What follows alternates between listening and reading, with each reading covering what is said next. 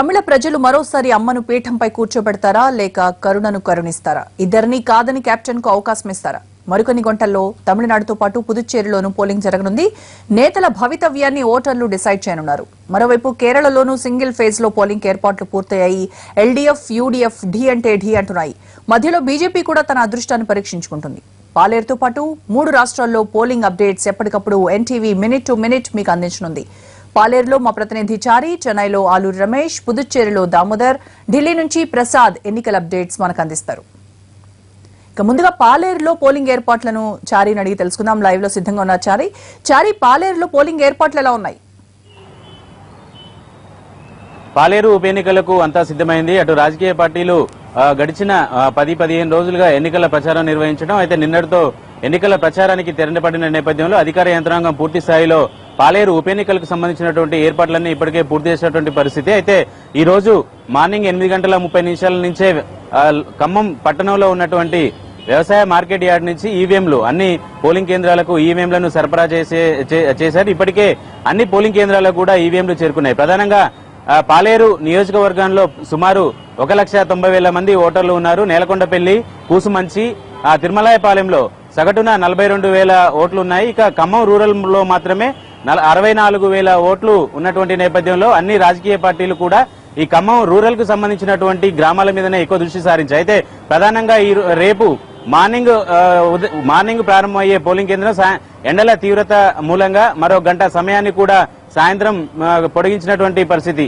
ఈ ఖమ్మం జిల్లాలో పూర్తి స్థాయిలో ఎండలు కూడా ఎక్కువగా ఉన్న నేపథ్యంలో ఈ నిర్ణయాన్ని తీసుకున్నట్టు ఎన్నికల అధికారులు చెప్పారు. అయితే పాలేరులో జరుగుతున్నటువంటి ఉప ఎన్నికలకు మొత్తం 243 పోలింగ్ కేంద్రాలను ఏర్పాటు చేశారు. 1,500 మంది సిబ్బందిని ఈ పోలింగ్ లో పాల్గొనేందుకు ఏర్పాట్లు చేశారు. 243 పోలింగ్ కేంద్రాల్లో కూడా ఇప్పటికే ఈవీఎం కేంద్రాలు చేరుకున్నాయి. వీటితో పాటు ఏ పోలింగ్ బూత్ లోనైనా ఎలాంటి సాంకేతిక ఇబ్బందులు ఎదురైనా అక్కడికి సమీపంలో ఉన్నటువంటి పోలింగ్ రిటర్నింగ్ అధికారి కావచ్చు, మిగిలిన అధికారుల వద్ద 50 ఈవీఎంలను అందుబాటులో ఉంచారు. వీటిని ఈవీఎం ఎక్కడ మొరాయించినా 5 నిమిషాల్లో పోలింగ్ కేంద్రానికి చేరుకునేటట్టుగా ఏర్పాట్లు చేశారు. ఇక పోలింగ్ అధికారులకు సంబంధించినటువంటి వివరాలకు వస్తే పోలింగ్ అధికారులకు సుమారు 1,500 మందిని ఏర్పాటు చేసినటువంటి నేపథ్యంలో ఎండ తీవ్రత ఎక్కువగా ఉన్న నేపథ్యంలో అధికారులందరికీ కూడా అందుబాటులో తాగునీరుతో పాటు మజ్జిగ ఇలాంటి శీతల పానీయాలని కూడా అందుబాటులో ఉంచినట్టు ఎన్నికల అధికారులు చెప్పారు. ఓవరాల్ గా పాలేరు ఉప ఎన్నికలకు పూర్తి స్థాయిలో అధికారులు కూడా కట్టుదిట్టమైనటువంటి భద్రతా చర్యలను ఏర్పాటు చేశారు. పోలీస్ యంత్రాంగం కూడా ఎప్పటికప్పుడు అన్ని మండల కేంద్రాల్లో జరుగుతున్నటువంటి పరిస్థితుల్ని అంచనా వేస్తూ వస్తుంది. మొత్తం 243 పోలింగ్ కేంద్రాల్లో 100 సున్నితమైనటువంటి పోలింగ్ కేంద్రాలు ఉన్న నేపథ్యంలో వాటిలో కేంద్ర బలగాలతో నిఘా ఏర్పాట్లు చేశారు. ఈ రాత్రి నుంచే ఆయా పోలింగ్ కేంద్రాల వద్ద కేంద్ర బలగాలు మోహరిస్తాయి. పోలింగ్ కేంద్రానికి 100 మీటర్ల దూరం నుంచే ఎవరిని అనుమానంగా ఉండే వ్యక్తులను ఎవరిని పోలింగ్ కేంద్రానికి అనుమతించొద్దని ఇప్పటికే ఎన్నికల అధికారులు కూడా ఆదేశాలు జారీ చేశారు. రైట్ చారి. రేపు జరిగే తమిళనాడు అసెంబ్లీ ఎన్నికలకు అన్ని ఏర్పాట్లు పూర్తయ్యాయి. ఒకే ఫేజ్ లో 233 నియోజకవర్గాలకు పోలింగ్ జరగనుంది. 5,70,00,000 మంది ఓటర్లు ఓటు హక్కును వినియోగించుకున్నారు. 65,000 పోలింగ్ బూతులు ఏర్పాటు చేశారు. ఇప్పటికే ఈవీఎంలు సెంటర్లకు తరలిపోయాయి. ప్రధానంగా ఏఐడీఎంకే, డీఎంకే కూటముల మధ్య పోటీ నెలకొనుంది. 6వసారి ముఖ్యమంత్రి అయ్యేందుకు కరుణానిధి, జయలలితలు ఎన్నికల రణరంగంలో పోటీ పడుతున్నారు.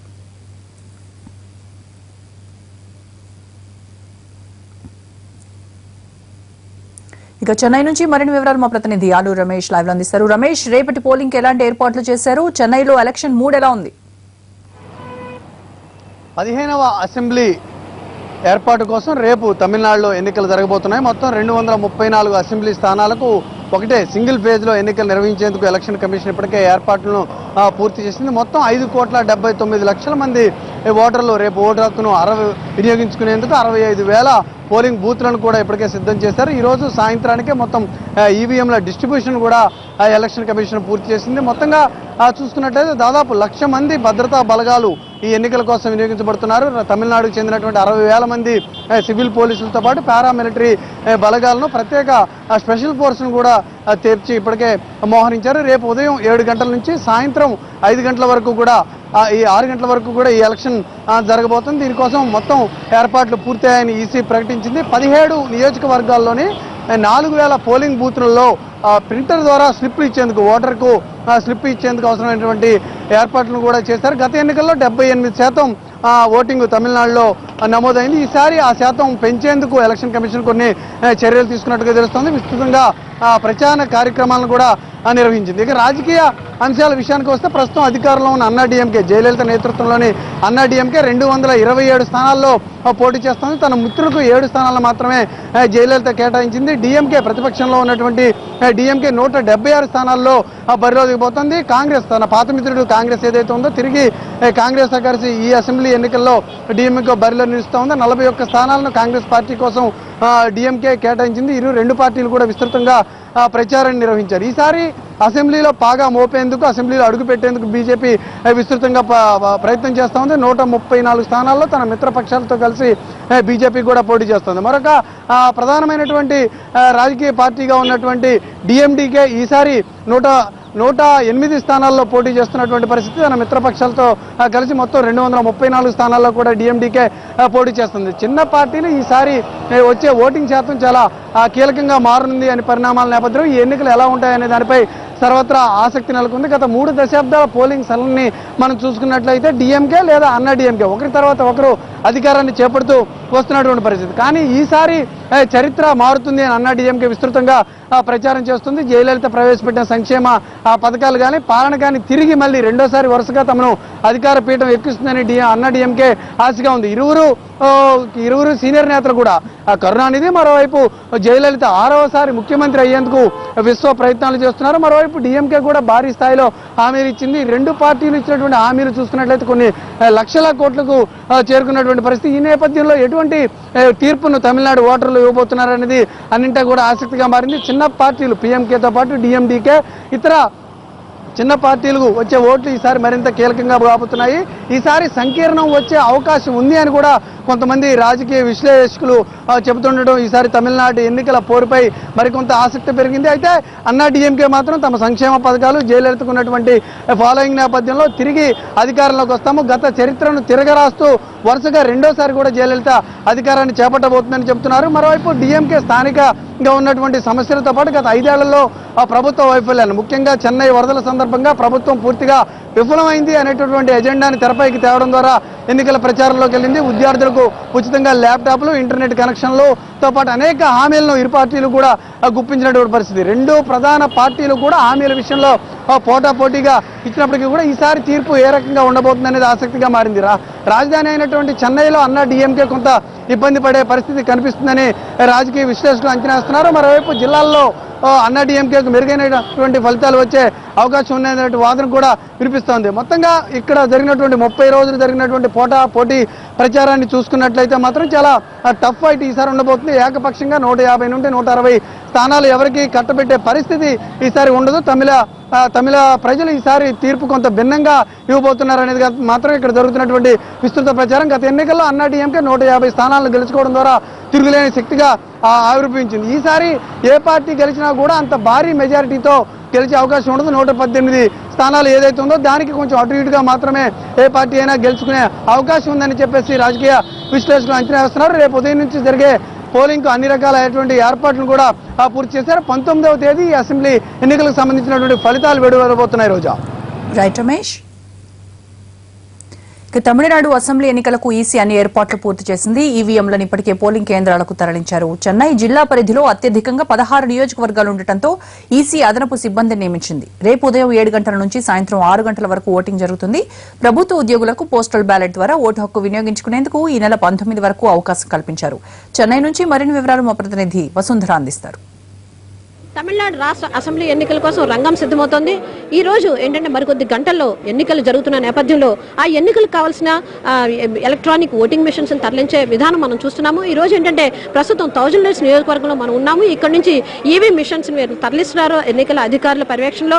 అలాగే పోలీసుల భద్రతలో ప్రస్తుతానికి యంత్రాలన్నీ కూడా ఆయా బూత్లకు వెళ్తున్నాయి. అయితే తమిళనాడు రాష్ట్రంలో 234 నియోజకవర్గాల్లో దాదాపు 66,000 బూతులు ఉన్నాయి. అయితే తమిళనాడు రాష్ట్రంలో అతిపెద్ద జిల్లా అని చెప్తే అది చెన్నై అని చెప్పాలి. చెన్నై వరకు వస్తే కనుక చెన్నైలో 16 స్థానాలు ఉన్నాయి. 16 స్థానాల్లో అత్యధికంగా అభ్యర్థులు పోటీ చేసే స్థానం వచ్చి ఆర్కే నగర్ అత్యధికంగా పోటీ చేస్తున్నారు.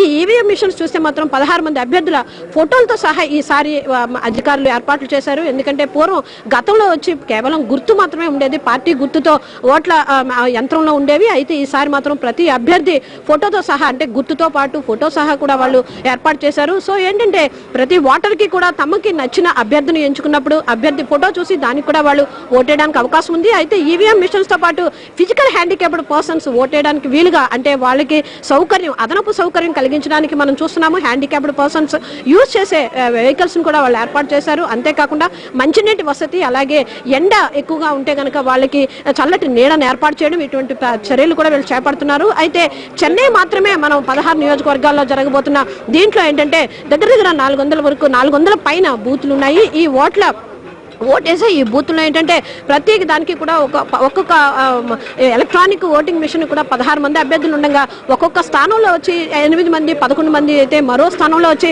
16 18 మంది ఉంటున్నారు. అయితే దీంతో ఏంటంటే ఎక్కువగా అభ్యర్థులు పోటీ చేసే స్థానాల్లో ఏంటంటే ఈ ఈవీఎం మిషన్స్ కనీసం 2, ఒక బూత్కి 2 అనేది కాకుండా 4 నుంచి 6 వరకు కూడా ఈ యంత్రాలను తరలిస్తున్నారు. అలాగే మనం ఇప్పుడు పోస్టల్ బ్యాలెట్ కూడా చూస్తాం. మనం ఇప్పుడు పోస్టల్ బ్యాలెట్ లో ప్రతిదానికి ఏంటంటే గత 4-5 రోజులుగా ఈ పోస్టల్ బ్యాలెట్ కూడా ప్రారంభమైంది. ఎన్నికల ప్రక్రియలో విధులు నిర్వహించే ప్రతి వ్యక్తి కూడా తమ ఓటుని, అంటే ఎలక్షన్ జరిగే ఓటుని వాళ్ళు ఆ డేట్ను వచ్చి తమ ఓటుని వినియోగించుకోలేరు. దాంతో ఏంటంటే ఆ ఓటును వినియోగించుకునే అవకాశం ముందుగానే వీళ్ళకి కల్పించడంతో వాళ్ళు పోస్టు ద్వారా తమ ఓటు హక్కును వినియోగించుకున్నారు. మనం చూస్తున్నాం ఈ నియోజకవర్గానికి సంబంధించి పోస్టల్ బ్యాలెట్లు కూడా ఇక్కడ భద్రపరిచారు. ప్రస్తుతానికి ఎన్నికలు రేపు పొద్దున్న 7 గంటలకు మొదలయ్యి సాయంకాలం 6 గంటలకు కొనసాగుతాయి. సో దీంతో ఏంటంటే ఎన్నికల కమిషన్ పటిష్ట భద్రతతో ఎన్నికలు ఈసారి 100% ఎన్నికలు నిర్వహించాలనే ఒక ముఖ్య ఉద్దేశంతో ఎన్నికల కమిషన్ చర్యలు చేపడుతుంది. ఎలక్ట్రానిక్ ఓటింగ్ మిషన్స్ ని తరలించే ప్రక్రియ మనం చూసాము. ఎలాగంటే ప్రతి నియోజకవర్గానికి కూడా ఆయా బూత్ లో ఎంతమంది ఓటర్ల సంఖ్య ఉన్నారు దాని మీద ఆధారపడే వాళ్ళు ఏంటంటే మొత్తానికి ఇక్కడ నుంచి బాక్సులను పంపిస్తున్నారు. ఈ బాక్సులు తరలించే ప్రక్రియలో